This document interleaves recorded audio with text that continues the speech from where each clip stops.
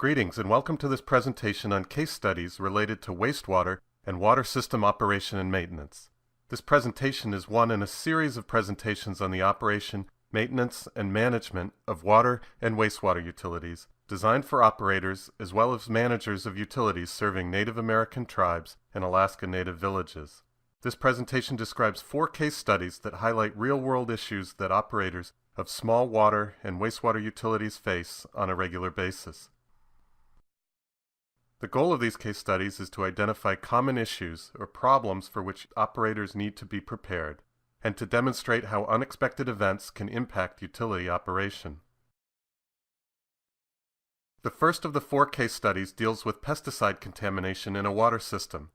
This begins when a lawn care worker connects a hose to a hydrant outside his office, and he uses this to fill a truck that contains an herbicide mixture that eventually will be sprayed on his client's lawns. While the truck is filling, the worker goes inside his office to take care of something else and gets distracted, and leaves the truck for a period of time. The office where this filling is taking place is located on a dead-end street, and it's next to a bakery. While the truck is filling, staff from the water department that are performing routine maintenance shut off water on the street. At this point, what do you think happens? What happens is this. Once the water line is shut off, there's a loss of pressure. Instead of water flowing from the hydrant into the pesticide truck, a backflow is created, and water flows from the truck back into the potable water line. The water utilities finish their work and turn on the water to the street. When water is restored, the workers in the bakery notice a strange taste and odor in their water. They look at the faucet and actually notice some grass seeds caught in the strainer at the end of the faucet. They notify their water department, who begins an investigation and discovers that the pesticide solution has been transferred from the truck back through the hydrant into their water lines. What actions should the utilities take? The first action the utility should take is to issue a do not use order to protect customers from coming into contact with or drinking the contaminated water.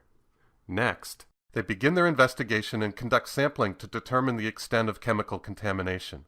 They are fortunate that they know the source of the contamination and that it came from the pesticide truck. They don't have to spend time figuring out where it came from and what kind of contamination it is, because they can trace it directly to the truck. As they're determining the extent of contamination, they also begin a flushing program where they remove water from the water lines through the hydrants in the vicinity. As they continue to clean up the water system, they also investigate whether contamination has harmed any equipment in the bakery or in residents or businesses in the vicinity of where the contamination occurred, and whether any of this equipment needs to be thrown out because it can't be properly decontaminated. Some of the plastic lines that are associated with refrigerator ice makers or water that runs through plastic equipment such as a coffee pot may retain some of the pesticide contamination and can't be used for potable water purposes anymore. In addition, they continue sampling the water lines until they have cleaned out all of the contamination and no additional chemicals can be detected. So looking back at this case study, what lessons can be learned? An initial lesson is that a vehicle should not be left unattended when it is doing a procedure that could potentially be dangerous. Now, it may not seem likely that simply filling a tank on the back of the truck could be dangerous. It can be if there's a potential for a backflow to take place, or contamination from the tank can make its way back into the hydrant and into the water line. In that situation, it is worthwhile for the worker to let someone know that the tank is filling, so that they can both pay attention to what's going on around them. In addition, the water utility should make sure that backflow prevention devices are in place and always used when someone is connecting a water line to a hydrant. If the backflow preventer had been used in this situation, the contamination in the truck could not have moved back into the water line when the water was shut off. And finally, another lesson that can be learned from this case study is that it's important for the utility operator or utility manager to consider how they would notify customers of an interruption in water supply. In this situation, it would have been helpful to notify the businesses and residents in the vicinity of this dead-end street that the water was going to be shut off for a short period of time. If that had been done, perhaps the truck operator would not have used this hydrant and the contamination would not have occurred. Our second case study is also related to a water system and deals with an incident that takes place in a water treatment plant. This plant provides drinking water to its community from groundwater wells, and water that's pumped from the ground out of these wells has a pH of about 5.5, meaning the water is slightly acidic.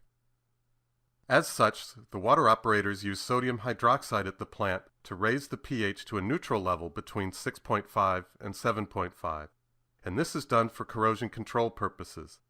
It prevents acidic water from getting into the system that could impact the distribution system pipes and could also affect the plumbing lines, the copper pipes and the solder used to connect these pipes within individual homes and businesses.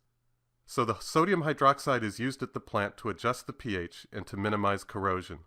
This is done with a chemical feed system that injects a certain amount of sodium hydroxide on a regular basis into the water line, and it's typically run through a pump, which I'll show you on the next slide, that's operated by an automatic switch. A worker turns this switch from the automatic setting to a manual override setting in order to complete a task in another area of the plant. The sodium hydroxide is pumped into the distribution system from the 55-gallon day tank located within the treatment plant. The day tank is shown here at the bottom of the photograph, and there are two pumps also seen on the photograph. Two are used for redundancy in case there's a problem with one of them, and the pumps collect the sodium hydroxide solution from the day tank, discharge it up through the pump, out through a feed line that eventually enters the potable water line and heads out into the distribution system. The worker has turned the feed pump switch from automatic to a manual override setting and then leaves the room to start his next task, and forgets to turn the manual override system off. So sodium hydroxide continues to be pumped into the distribution system at a higher than normal rate. This triggers an alarm. The alarm is tied into a SCADA system, or Supervisory Control and Data Acquisition System, which recognizes the alarm and sends out an alert trying to call the operator on his cell phone. The SCADA system is plugged into a phone line, which unfortunately is also shared by the fax machine at the utility. And prior to the alarm being triggered, the receptionists of the plant had unplugged the phone line for the SCADA system and connected the fax machine to send out a message.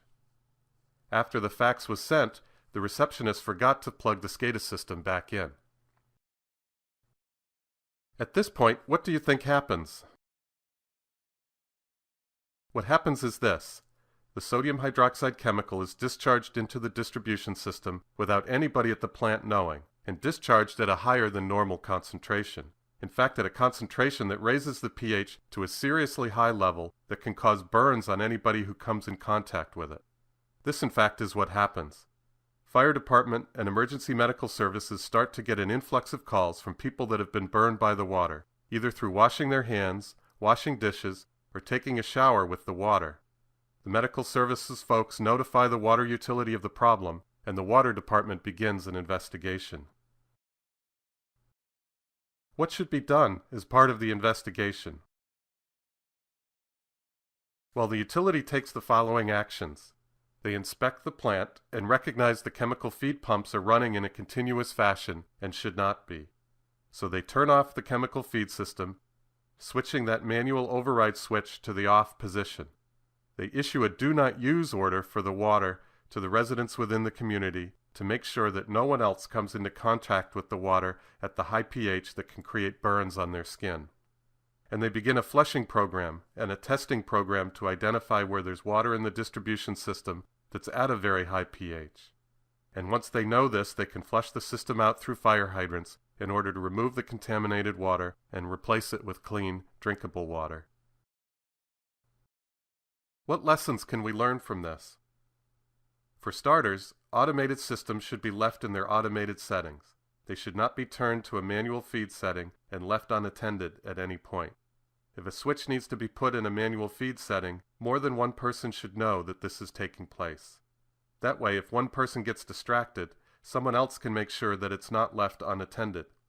Secondly, if a SCADA system alarms using a phone line to issue an alert to the operator or manager of the system, this phone line should be dedicated strictly to the alarm. It should not be shared with any other use at the utility. And finally, if a chemical feed switch can be set in a manual or override position, there should be a timer on that switch to prevent the manual override from lasting more than a few minutes. This is a fail-safe mechanism that can be used to make sure that sodium hydroxide or other chemicals that are injected into the water supply are not added at a level that could be harmful to the users of the water.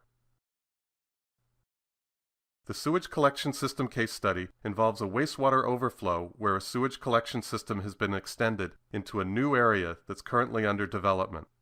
Some of the homes are occupied, and others are still under construction. The sewer line has a backup as debris builds up in the manhole near the area of ongoing construction. As the manhole is clogged, sewage begins to back up through the sewer line, upstream towards a cleanout. At this point, what do you think happens? Well, sewage backs up through the sewer line to the cleanout where it escapes onto the ground surface and flows overland to a stormwater catch basin which discharges into the nearby woods. This figure shows the design plan for the wastewater collection system and shows the manhole where the clog occurred. On the lower part of the slide, it shows the two sewer lines that flow by gravity downhill into this manhole, and you can see the sewer line flowing out towards the top of the slide down towards the wastewater treatment plant. So the clog occurs within the manhole where it says debris buildup. As it backs up through both sewer lines, the first place it daylights to the ground surface is at the cleanout where it leaks out through the cap, flows down the road to the catch basin, fills that catch basin, and discharges out to the woods. At this point, what should the utility operators do? Well, their actions begin when the neighbors in this area see the sewage flowing across the road and report this to the utility. Utility staff investigates and find the blockage within the manhole and clear that out, allowing the effluent to continue to flow as normal. They report the overflow to the regulatory agency as required under their permit. What lessons can be learned with this case study? Areas under construction that have any active collection and disposal system should be inspected frequently. You ought to ensure that debris and sediment typically found at construction sites is not making it into a sewer line or into a manhole where it could create a clog. Along these lines, erosion control measures used at construction sites should be inspected prior to construction and at regular intervals during the construction process to minimize erosion and sedimentation. Utility operators should identify those points within a collection system where it's likely that debris will build up and a clog will occur, and then develop a schedule for regular manhole inspection, perhaps on a weekly or a monthly basis. Our fourth and final case study involves the operation of an alternative septic system that uses additional equipment not normally found within a traditional septic system to treat nitrogen in order to protect the water resources down gradient from where the system discharges. In this situation, a wastewater treatment system for an apartment complex is designed with a maximum flow of 7,000 gallons per day. However, once the system is placed in operation on a daily basis, it's only receiving approximately 2,000 gallons per day of effluent, based on the water use data for the apartment complex. This is not uncommon.